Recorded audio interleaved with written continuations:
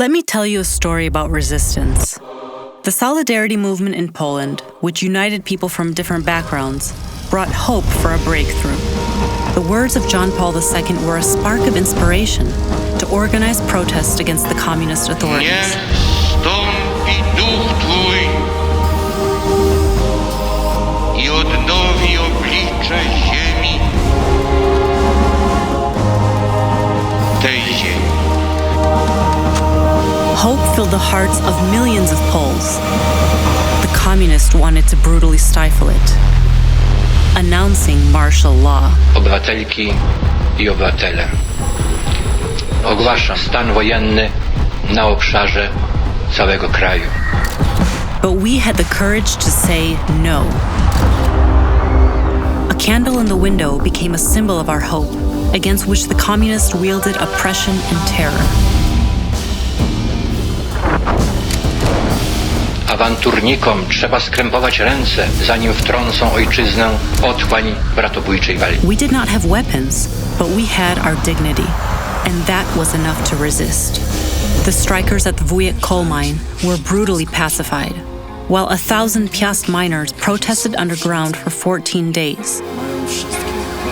When their inner fires started to fade, people reignited it anew by protesting in the streets. Our shouts reached the President of the United States. A lighted candle will burn in the White House window as a small but certain beacon of our solidarity with the Polish people. And the Polish Pope in the Vatican, which gave us the courage to stand up against oppression. But in attacking solidarity, its enemies attack an entire people.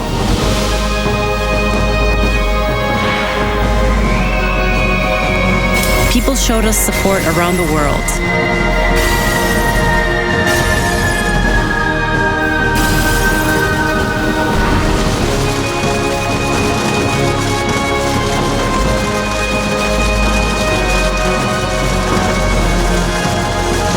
We fought even when solidarity was outlawed, and despite the censorship that devoured our freedom of expression.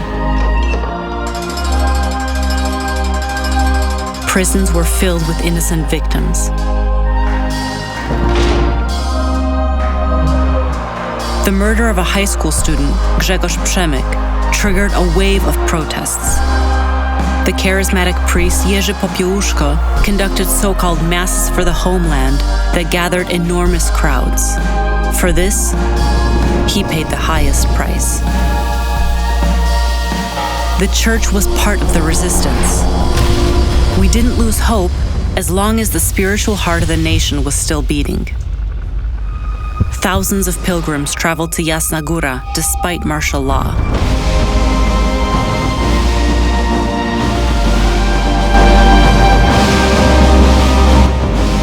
There were attempts to block John Paul II from visiting Poland.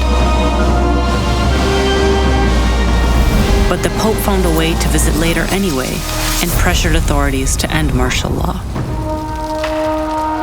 We came out of this nightmare beaten and bruised, but we still remained hopeful for what laid ahead.